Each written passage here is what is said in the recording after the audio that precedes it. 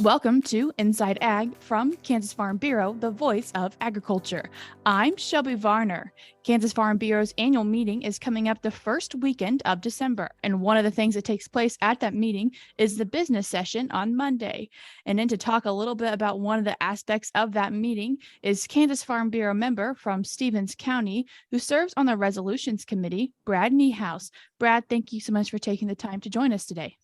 Well, thank you for having me. Brad, as I mentioned, you serve on the Resolutions Committee. Can you explain what that committee does? The Resolutions Committee is the group that kind of helps discover and develop policy for Kansas Farm Bureau. There's 10 districts across the state. I happen to be in the 9th district, and we have meetings every year, several meetings, issue surfacing meetings, listening posts that the local members from each district can come. And if there's any issues that they see policy-wise that needs to come up, they can be brought about. And it's our job on the Resolutions Committee to bring that forth and vote and discuss those issues and topics. So we do that several times a year in Manhattan. Brad, this is obviously serving on the Resolutions Committee is a time commitment. So why do you serve on that committee? Well, it's a really great committee because there's so many things going on with agriculture right now that need attention. A big thing for our area right now, really for Kansas, has been water. Water's always been an issue. It's going to continue to be an issue.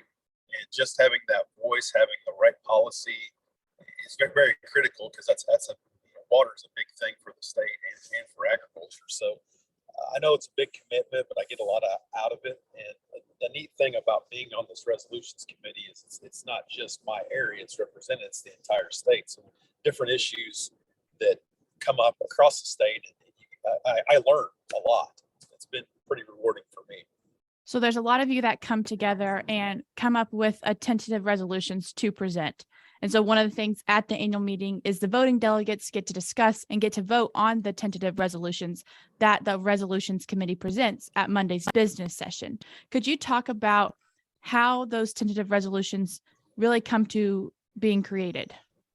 Yeah, so as I mentioned earlier, so usually in March we'll have an issue surfacing meeting, and that's where people bring up any issues for the new year. We'll gather those from each district. Then we'll go meet in Manhattan a couple times over the spring and summer. We'll talk about those, see if those issues are common across the state. Then we'll take a vote. Hey, do we need a policy change here? Sometimes it's just editing things. Sometimes it's adding a little bit of language. A lot of times it's not major changes, but sometimes there could be brand new policy that we need. For instance, right now, there's a lot of talk with wind and solar, just making sure we have solid policy there because there's so many of these wind farms that's coming online and now solar. So we get all those. We'll have our meeting in October. We just came back from that one to finalize everything. And then that will be brought forward on the annual meeting in December. We have a business session and bring all these tentative resolutions in front of the members, and then they can vote on them. Brad, you've mentioned wind, water, solar. In your opinion, are those some of the bigger things that will be being voted on at annual meeting, and are there more? Yes, absolutely. We talked quite a bit this year on some of the energy policy. One thing that was brought up, not to get too much specifics, was we kind of took a stance on prime agricultural land. And our position on that is we feel like, at least Farm Bureau feels like, our prime agricultural land should stay in production.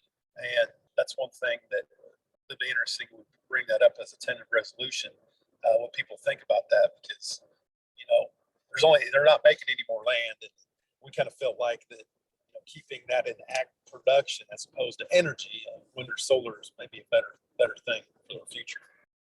And just like many things, knowing what is being voted on is important. So in your opinion, what value should people place on knowing specifically how they're voting?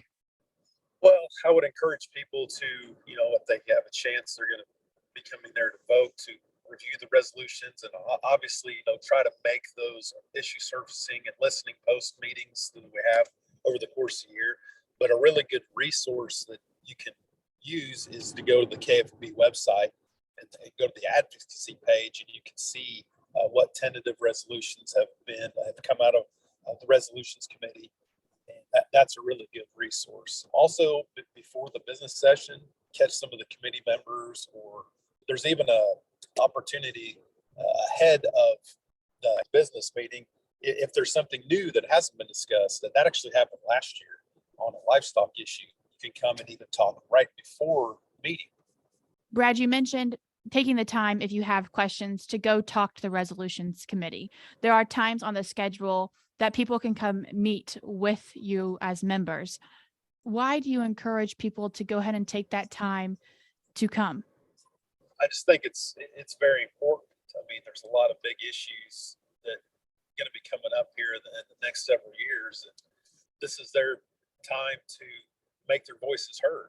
And just like last year, we had quite a bit of discussion on the mandatory country origin labeling. It's kind of a neat process in a way to watch how all that works, because there was a lot of vigorous discussion on it. We took multiple votes on some of these big topics, and it's just important that people are educated and do get to share both sides, so people can make a decision which way to go. Brad, do you have anything else you would like to tell people who are coming to annual meeting and are a voting delegate? Like I said before, if you have a chance to check out some of the stuff ahead of time, go on the KFB website on the advocacy page and kind of check out what we got, what has come out of the resolutions committee. And also, part of that is also we have the different committees like environmental and natural resources, some of those other committees, and also we take suggestions from them as well, and that's all gets discussed in the resolutions committee. But there's a lot of great resources there you can find. Also, just visiting with people and talking to people and catching the experts in the room. That's what I would suggest. Brad, thank you so much for taking the time to join us today and kind of give people an overview of what one of the aspects that'll be happening at Monday's business session at annual meeting. Thank you. Thank you very much. Have a good day. You too. That was Kansas Farm Bureau member from Stevens County who serves on the Resolutions Committee, Brad Niehues. If you're interested in meeting with one of those Resolution Committee members at the annual meeting, you can do so on Sunday, December 4th from 11:50 to noon in the Alcove Room, from noon to 1:20 in the Fort Riley Room, and on Monday, December 5th from 7 to 8 a.m. in the Fort Riley Room. The annual meeting of voting delegates will start on Monday, December 5th. If you would like to find out more information about the annual meeting or those tentative resolutions, you can go to KFB.org. I'm Shelby Varner, and this has been Inside Ag from Kansas Farm Bureau, the voice of agriculture.